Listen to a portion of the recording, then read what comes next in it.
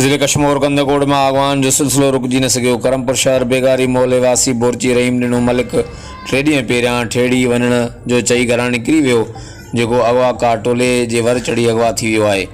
मुगवी रहीम ॾिनो मलिक जे पुट अब्दुल रज़ाक मलिक पंहिंजे पीउ जे अगवा जी तस्दीक कंदे चयो त मुंहिंजो पीउ गुज़िरियल 3 ॾींहंनि खां घरां निकितल हो।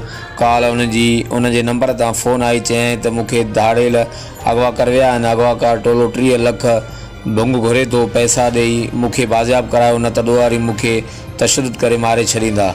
मुगी जे पुट अब्दुल रज़ाक मलिक ऐं संदसि वेझे अज़ीज़ करमुला मलिक मीडिया अॻियां एहतिजाज कंदे दाईंदे चयो त असां ग़रीब आहियूं, 30 लख भुंग जा किथां आणियूं। असां वारा अगवा वाक़े जो नोटिस वठी मुगी खे बाज़ियाब कराइनि।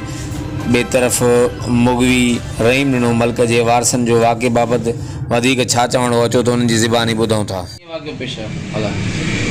असांजे 3 ॾींहं आज निकिरी वियो, घरों ॿुधाए वियो त मां वञा थो ठेड़ी। असांखे ख़बर काई कोन्हे, तो चई मां ठेड़ी वञा थो। वरी कल्ह सुबुह असां सां ॻाल्हायो ते पंहिंजे नंबर ते त मूंखे धाड़ेल खणी आनी।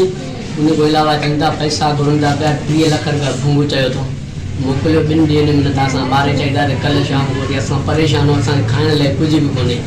असांजी महिरबानी करे एसपी खे बि इहो ई असां अपील कयूं था, महिरबानी करे असांखे आज़ादु कराइजे। असांखे खाइण लाइ कोन्हे, असां मज़दूरी करे खाऊं था पिया।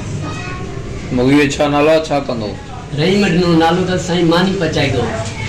500-600 रुपया कटे ते मिलदार जेको ओॾो वठी करे बचा पंहिंजा पालींदो। हाणे अॼु 3 ॾींहं त कोन्हे घर में खाइण लाइ कुझु बि कोन्हे।